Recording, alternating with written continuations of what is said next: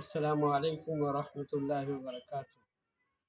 This is some short impressions of my visit to Tonk city, which is uh, which is south of Jaipur, about 100 kilometers. I was a guest of Mufti Adil Nadvi, who studied also at Nadwa and well known to me. This is not my first, but about a fourth visit to this place. Quite a few places of interest was Jamea Syed Ahmed Shaheed, which is Islamic institution. Although it was holidays and so the whole roll was not there, so I could not have made a little bit more detailed study of the institution, but it exists there for some years. Then the second thing that I visited was the Darul Ifta, where fatwas are given, and there was the Darul Qada, which many people or many other societies should also have in their towns. Darul Qada handles all civil cases. That means that it does not go to the magistrate court, or the rulings are not un-Islamic. The rules are Islamic. The rulings are all Islamic, and it's much more cheaper than there was no hiring of lawyers there, and issues were all handled in an Islamic fashion. So this could be copied by other societies or other areas where they could have their own qada, and we should cut out then this uh, the the courts, and also in fact the costs also will come down because there are no heavy fees or anything of that sort. There is a minimal fee here, which is not very much. I don't have it on hand, but there is a fee, a light fee. So anybody having a problem lands up there, and they get safe from visiting the court and spending time there and getting their cases done, not done, and sometimes it hangs on for years. The next issue is also I the Baitul Mal, which is also a good thing, where you find that money is collected from the public, is kept, and then this money is spent on welfare cases, poor cases, old people, blind people, and like this, helping them in their day-to-day things where one would not be able to get a government grant here. In South Africa, you do get some kind of a grant, but here probably it's very difficult for them to get grants. So they assist people in their difficulties also, and this is also a good idea. So our charities are then spent, given to this Baitul Mal, which then effectively uses it for the poor. And then I visited a few maktabs, but yeah, also because of the holidays and so there wasn't a large amount of children also. But anyhow, the area has quite a few maktabs here spread out in various places, and which is serving the primary needs of children uh, for Islamic studies. These children then go to school. Then I also they have a monthly or a regular program of women only, in which they get somebody to address them depending on what the condition is, and I also had to address that issue there. Some of the issues that I had to, which I raised there, was the education of our girls. That they should be given secular education, and they should allow them to go to universities, because this is a slightly smaller and a more conservative town that I'm in, and it's not like probably Delhi or Bombay or in fact even Jaipur.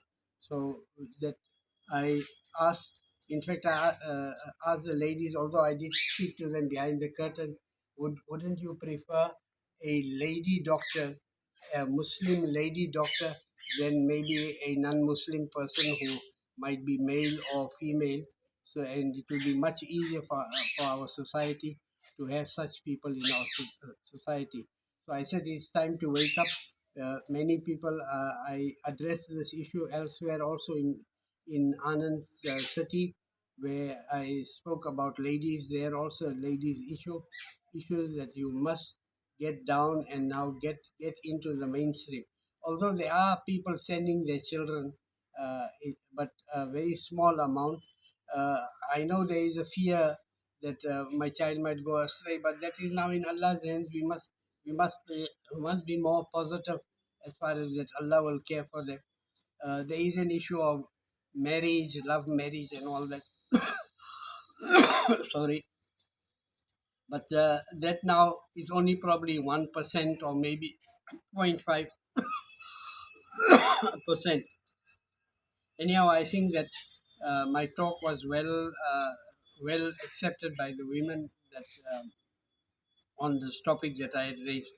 Unfortunately, I didn't speak on, but one is this Jahaz method where the groom demands a certain amount of money or goods from the prospective brides or the prospective father-in-law.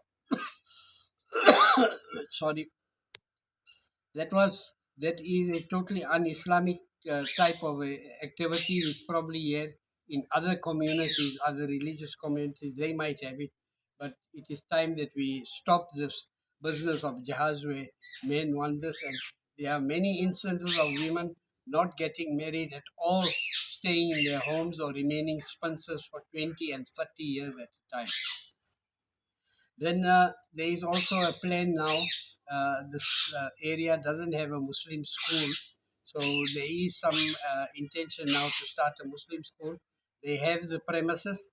That is first of all advantageous, because if you have your own premises, you can have your salah there. You can have all your activities. Your board work can be with Islamic charts and all that. This cannot be done in an ordinary school. So I pray that this plan for the Muslim school goes ahead, and sorry, the plan for this Muslim goes ahead, that our children now can be taught as we want to teach them and as we could select the subjects to be taught. Then also around here in this area at the Jamea Syed Ahmed Madrasa, you have a weekly free clinic. A Muslim doctor comes there, and he has no charge, and it not only serves the pupils there, but it serves the population around, irrespective of religion. That is a very big part of our deen, that we do not discriminate, that we must not help them, anybody from uh, other religions, because they were also created by Allah.